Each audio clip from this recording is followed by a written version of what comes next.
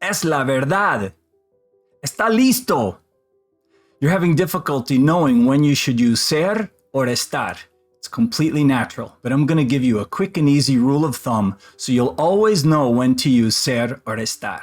All you have to do is remember that ser is permanent and estar is unstable.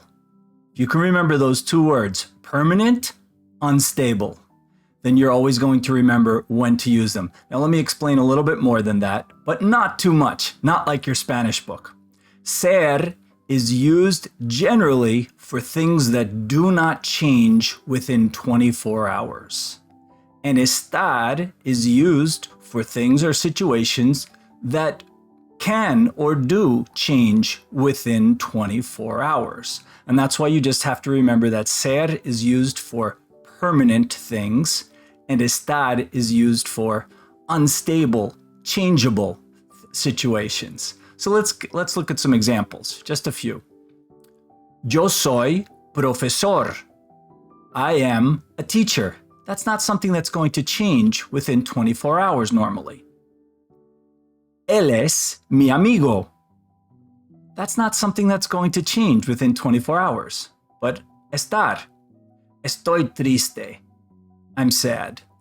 That's something that can change within even less than 24 hours easily. Ella está en la biblioteca.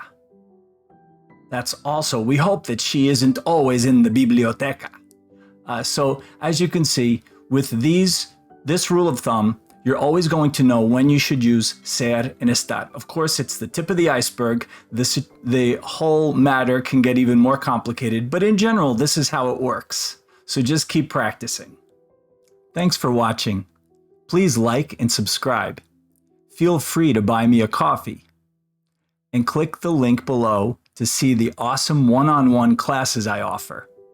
Click on my Amazon affiliate links to see the books that I personally use. And since you liked this video, you're going to love the next one.